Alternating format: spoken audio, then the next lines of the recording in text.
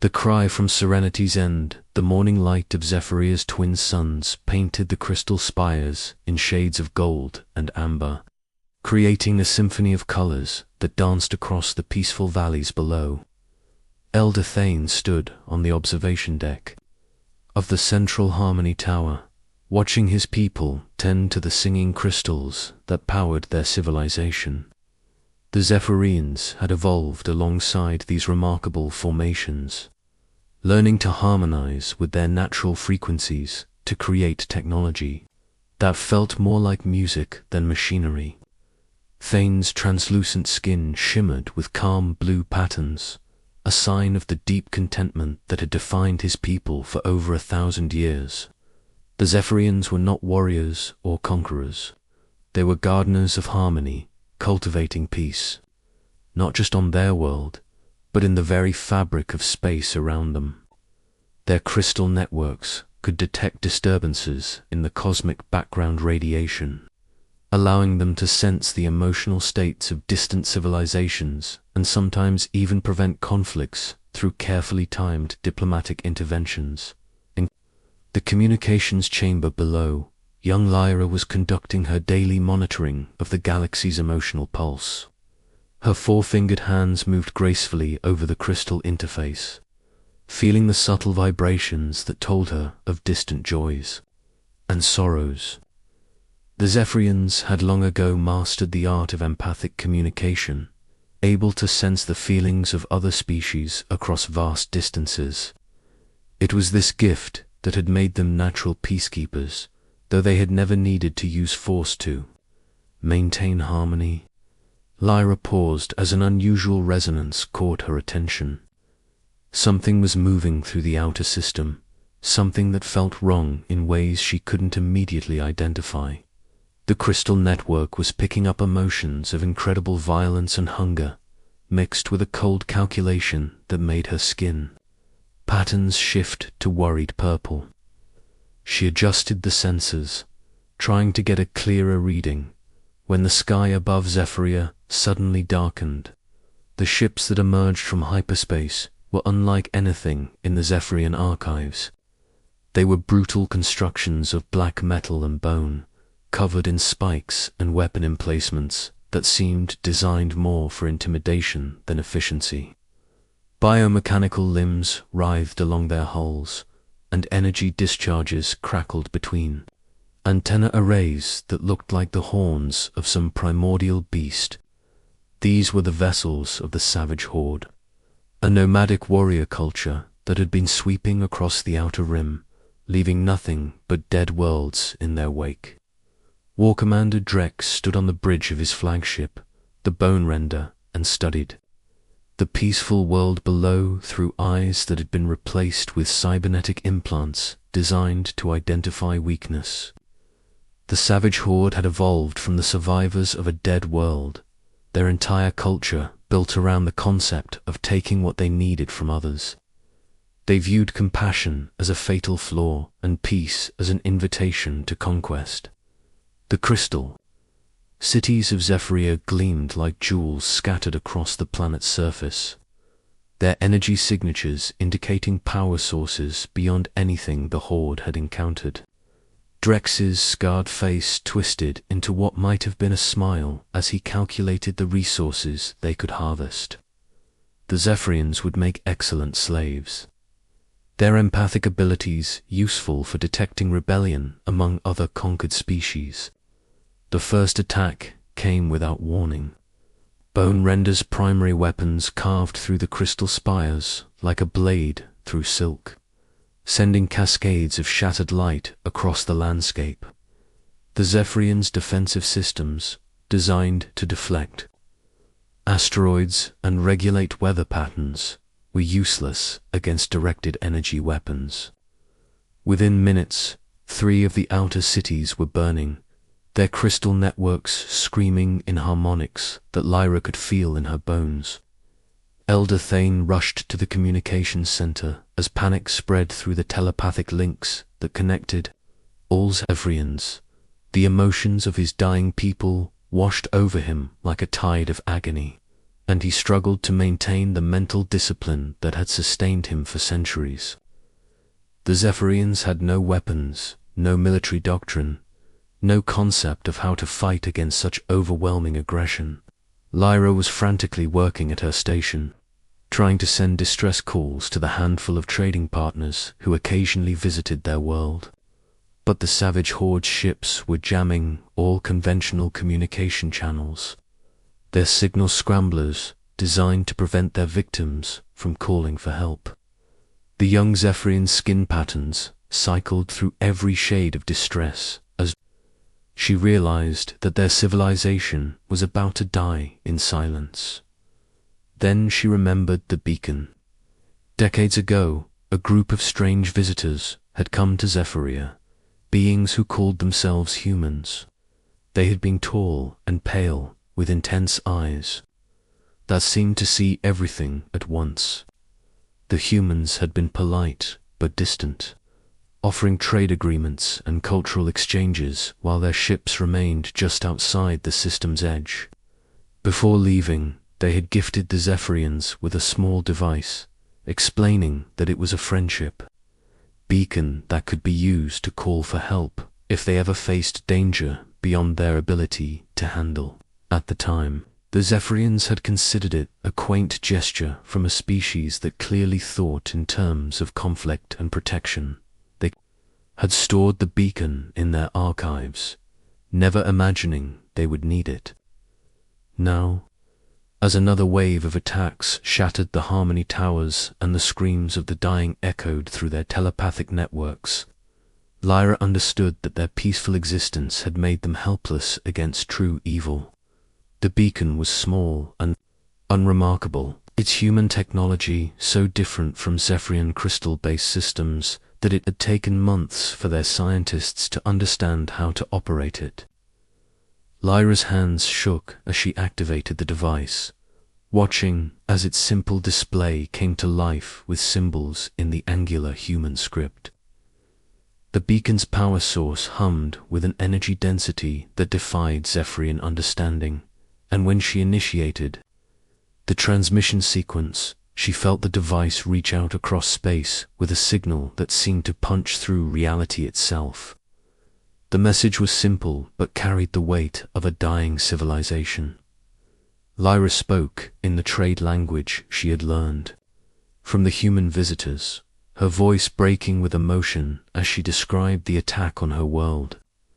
She didn't know if anyone would hear her, didn't know if the humans even remembered the peaceful crystal world they had once visited. But as the beacon transmitted her desperate plea across the galaxy, she felt a spark of hope that someone, somewhere, might care enough to answer. 300 light-years away, Captain Sarah Chen was conducting a routine patrol along the edge of the Terran Compact's territory when her ship's communication array detected the beacon's signal. The message was heavily encrypted with security, codes that made her blood run cold. These were not standard distress frequencies, but emergency protocols reserved for the most serious threats to compact interests. Chen was a third-generation deep space officer, born and raised on the frontier worlds where humanity's expansion had slowed to a careful crawl. She had spent her career protecting the scattered colonies and research stations that pushed the boundaries of human space, dealing with everything from asteroid impacts to the occasional pirate raid. But she had never encountered a beacon signal like this one. The decryption took only seconds, but what she found in the message made her hand move instinctively to the red alert button.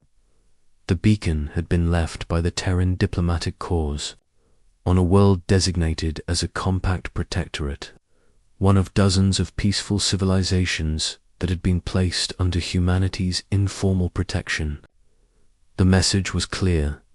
Zephyria was under attack by forces that threatened not just the planet, but the entire philosophy of peaceful coexistence that the Compact had sworn to defend. Chun's ship, the TCS Vigilant, was a patrol cruiser designed for reconnaissance and rapid response. She had a crew of 50 and enough firepower to handle most threats. But what she was seeing in the tactical analysis made her realize that this was far beyond her ship's capabilities. The energy signatures detected by the beacon indicated a fleet of at least 30 capital ships, all armed with weapons that could crack a moon in half. Without hesitation, Chen activated Protocol Omega. It was a communication system that existed in the deepest levels of Terran military networks, designed to coordinate humanity's response to existential threats.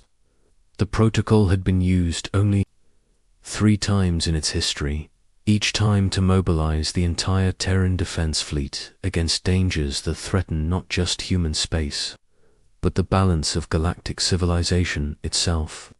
The signal that burst from the vigilance transmitters was unlike anything in conventional military communications. It used quantum entanglement networks that connected every major human installation across the galaxy, delivering its message instantaneously to fleet commanders, colonial governors, and the shadowy figures who ran humanity's most secret projects. The message was simple but carried the authority of species survival. A compact protectorate was under attack. All available forces were to converge on the Zephyria system immediately. On Earth, Admiral Marcus Stone was reviewing fleet dispositions when the Protocol Omega alert reached his office. The old soldier had commanded humanity's defenses for over 2 decades, seeing the species grow from a single world civilization to a galactic power, but he had never seen a threat assessment like the one that accompanied the Zephyria beacon. The attacking force was identified as the Savage Horde, a species that the Terran Intelligence Service had been tracking for years as they destroyed world after world on the galaxy's rim. Stone's fingers moved across his command interface, activating dormant fleet elements that most people believed were just rumors. Hidden shipyards began launching vessels that had been held in reserve for decades. Their crews awakened from cryogenic sleep to man weapon systems that existed in no public database. The Terran Defense Fleet's official strength was measured in hundreds of ships, but the real number was something that only a dozen people in the galaxy knew. As the first human battle groups began their jump to Zephyria, Lyra watched the sky. Above her dying world, filled with more Savage Horde ships, the attackers were taking their time now, systematically destroying the crystal networks that had taken millennia to grow. War Commander Drex wanted to break the Zephyrian spirit completely before beginning the harvest, to ensure that their empathic abilities would be properly focused on serving their new masters. But in the depths of space, something was stirring. Ships that had waited in the darkness between stars were beginning to move, following trajectories that would bring them to Zephyria within hours. The beacon's signal had not just reached one patrol ship, but had triggered a response from the entire network of human forces that protected the galaxy's peaceful species. The Savage Horde had awakened something they didn't understand. They had threatened a world under the protection of the species that had once been called the Deathworld warriors, the beings who had turned their violent nature into a shield for those who couldn't protect themselves. Humanity was coming, and they were bringing everything they had. When Earth's children answered, the first sign that something had changed came when the Savage Horde's sensors detected massive gravitational distortions at the edge of the Zephyria system. War Commander Drex had been enjoying the systematic destruction of the crystal cities, savoring the despair that flowed from the dying Zephyrians through their empathic networks. His species fed on the suffering of others and the peaceful nature of their victims made the conquest even more satisfying. But the readings his tactical officers were reporting made no sense. Ships were emerging from hyperspace in formations that defied everything the Horde knew about military doctrine. Instead of the chaotic arrival patterns used by most species, these vessels appeared in perfect geometric arrays, their emergence timed to the microsecond.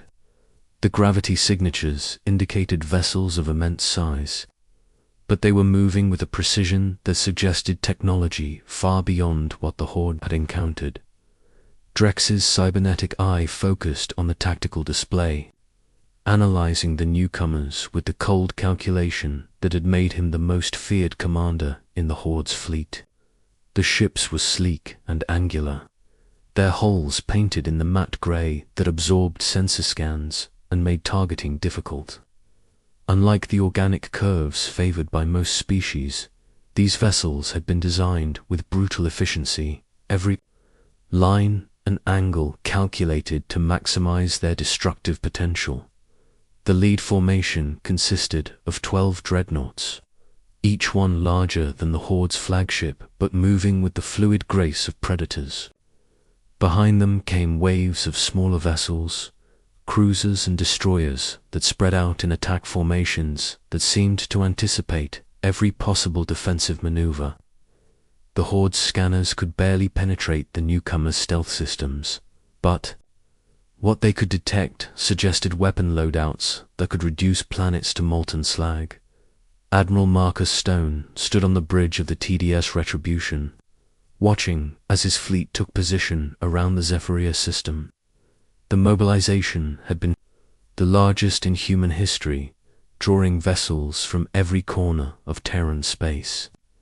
Ships that had been patrolling the frontier, protecting trade routes, and conducting deep space reconnaissance had converged on this single point in space with a speed that spoke to the efficiency of humanity's military infrastructure. Stone was a veteran of the Centauri Wars, the conflicts that had established humanity's reputation as the galaxy's most effective military force. He had seen civilizations rise and fall, watched species destroy themselves through internal conflicts, and dealt with threats that most people couldn't imagine. But he had never commanded a fleet this large, never felt the weight of responsibility. That came with representing humanity's commitment to protecting the innocent. The tactical display showed the disposition of both fleets with clinical precision. The Savage Horde had 47 capital ships and over 200 smaller vessels, arranged in the loose formation that allowed them to maximize their firepower while maintaining the flexibility to pursue fleeing enemies. It was a formation designed for massacre, not military engagement, and it revealed everything about their approach to warfare. The human fleet numbered 63 capital ships and nearly 400 support vessels, but the real difference was in organization and doctrine. Where the Horde's ships moved independently, following the aggressive impulses of their individual commanders, the human fleet operated as a single entity. Every vessel was connected through quantum communication networks that allowed for real-time coordination, and their movements were guided by tactical AIs that could process battlefield data faster than any organic mind. Dr. Elena Vasquez stood beside Stone, her xenobiologist's eyes studying the Savage Horde's biomechanical ships with professional interest. She had been part of the diplomatic mission that had first contacted the Zephyrians, and her reports had been instrumental in placing their world under compact protection. The gentle crystal builders represented everything that humanity had sworn to defend. A species that had chosen harmony over conflict and creation over destruction. The collective mind, the AI network that coordinated humanity's military operations, spoke through the bridge's communication systems with a voice that carried the authority of processed experience. The AI had been created from the combined knowledge of every human military engagement, its tactical databases updated with real-time information from battlefields across the galaxy. It was not just a computer, but the distilled essence of human military genius. War Commander Drex studied the human fleet with growing unease. The ships were maintaining position just outside the system's gravity well, their weapons powered down but ready to activate at a moment's notice. It was a display of discipline that the Horde's chaotic nature couldn't match, and it suggested a level of coordination that spoke to advanced military doctrine. The communication that came from the human flagship was transmitted on all frequencies, its message clear and uncompromising. Admiral Stone's voice carried the weight of authority as he addressed the savage Horde fleet, his words translated into their language by systems that had been studying their communications since the first reports of their depredations. The message was simple: withdraw from the system immediately or face the consequences. The Zephyrians were under the protection of the Terran Compact, and their attack constituted an act of war against humanity itself.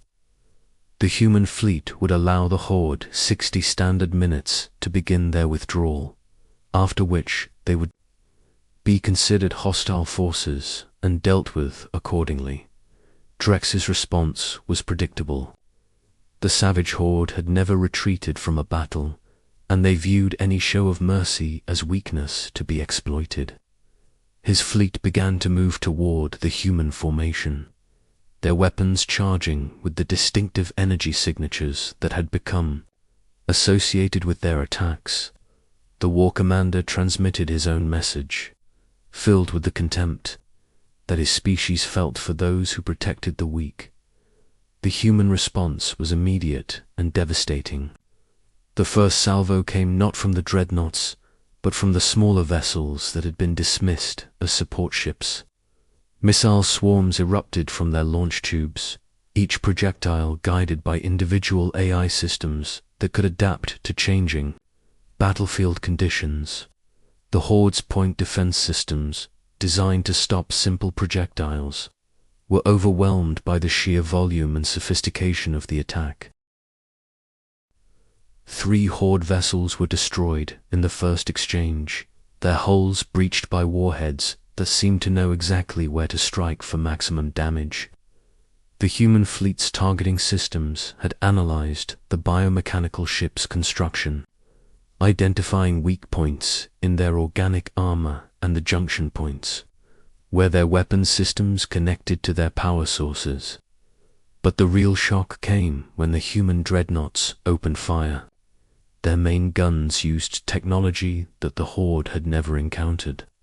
Particle beams that could punch through any known armor and energy weapons that seemed to bend space itself. The bone renders shields, which had withstood the combined firepower of entire planetary defense systems, collapsed under the focused assault of just 2 human vessels. The battle that followed was unlike anything in the savage Horde's experience. They were used to fighting desperate defenders, species that had been caught unprepared for the reality of interstellar warfare. The humans fought with a coordination and tactical sophistication that turned the engagement into a masterclass in military efficiency. Human fighters swarmed around the Horde's larger vessels, their pilots executing maneuvers that seemed to defy the laws of physics. The small craft were equipped with personal AI as that could predict their opponent's movements, allowing them to stay ahead of point defense systems and deliver precision strikes against critical systems. Each fighter pilot was connected to the collective mind, giving them access to tactical information that would have overwhelmed organic minds. The Horde's traditional tactics, based on overwhelming firepower and the psychological impact of their brutal reputation, were useless against opponents who had studied their methods and developed specific counters. Human vessels used their superior maneuverability to stay outside the Horde's engagement range, picking off individual ships with long-range weapons, while their own defenses remained largely untouched. War Commander Drex watched his fleet being systematically dismantled and felt something he had never experienced before: fear. The humans were not just defeating the savage horde, they were doing it with a casual efficiency that suggested this was merely a routine operation. Their communications remained calm and professional, their movements precise and calculated, as if they were conducting a training exercise rather than a life-or-death battle. On the surface of Zephyria, Elder, Thane and Lyra watched the battle through the crystal networks that had survived the initial attack. The Zephyrians' empathic abilities allowed them to sense the emotional states of the combatants, and what they felt from the human fleet was unlike anything they had encountered. There was no bloodlust, no rage, no desire for conquest. Instead, there was a cold determination mixed with something that Thane recognized as protective instinct. The humans were not fighting for territory or resources. They were fighting because they had given their word to protect the Zephyrians, and their species' honor demanded that they fulfill that promise, regardless of the cost. It was a concept that transcended the Horde's understanding of motivation, a form of commitment that made them far more dangerous than any simple aggressor. The turning point came when Admiral Stone activated the Guardian Protocol, a tactical doctrine that had been developed specifically for protecting peaceful species from aggressive civilizations. The human fleet split into smaller formations, each one designed to provide overlapping fields of fire while maintaining the flexibility to respond to changing conditions.